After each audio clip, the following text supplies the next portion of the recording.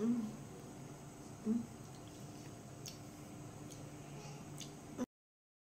Papunta na nga tayo sa Santo Domingo kung saan yung trending na halo-halo. Natakam nga kami kasi parang ang sarap-sarap talaga. Nakita niyo yung daan guys, ang ganda-ganda noon, daming puno. Alam mo habang bumabiyahe kami, ang lamig dyan. Ang laking tulong talaga pag maraming puno sa daan, kaya please magtanim tayo ng mga puno. Heto na sa wakas at nakarating kami. Medyo malayo-layo pala ito kasi galing kaming Cabanatuan. So etong Santo Domingo branch nila ang pinuntahan namin kasi malapit to sa amin sa Gimba. So 4 Mays yung pangalan ng store and ang liit lang ng store guys. Pero ito yung small but terrible. Kita nyo naman kung gaano nakadami yung nakaredy nilang order. Swerte nga namin kasi walang pila. Pero kahit maraming pila, okay lang. Kasi tignan mo naka-ready na oh. Ilalagay na lang yung trending nilang yellow na may milk. Wow, sarap. Dito talaga sila sumikat sa yellow nila na may milk. Ang sarap. Promise heaven. Lalo na ngayong tag-init.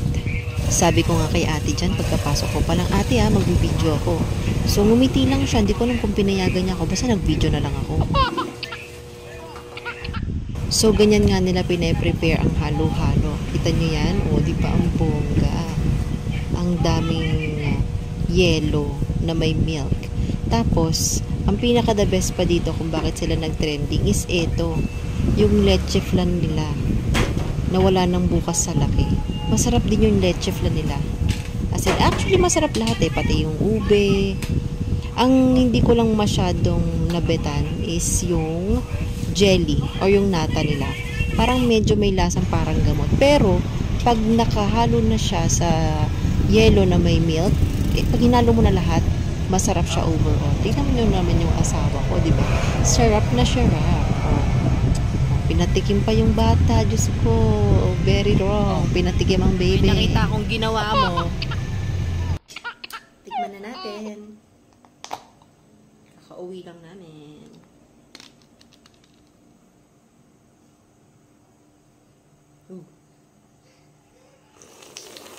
Aminin mo, ginagawa mo rin yan tuwing umaapaw yung halo-halo mo. Aminin. Yun na nga, sa tagal ng biyahe namin, yung yellow, naging water na lang. Ayan.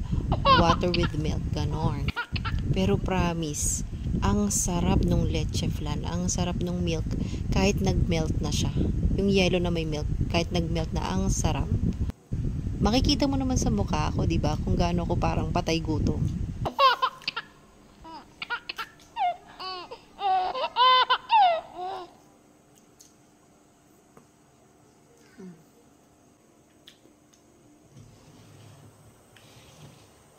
So habang kumakain nga ako ng halo-halo para mas malamigan ng aking katawan na nag-iinit na sa panahon, ayan, itinutok ko tong electric fan ko na may humidifier.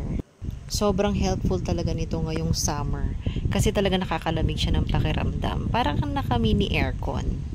So habang sarap na sarap akong kumain, ayan, yung link ng video kung saan mabibili itong electric fan na may humidifier, nasa caption. So click mo lang yung video link na yon para mapunta ka at mag-check out ka na ng electric fan na may humidifier. Ganon. O diba, napaka-feeling ko. Papikit-pikit pa ako. Pero masarap kasi talaga. Promise.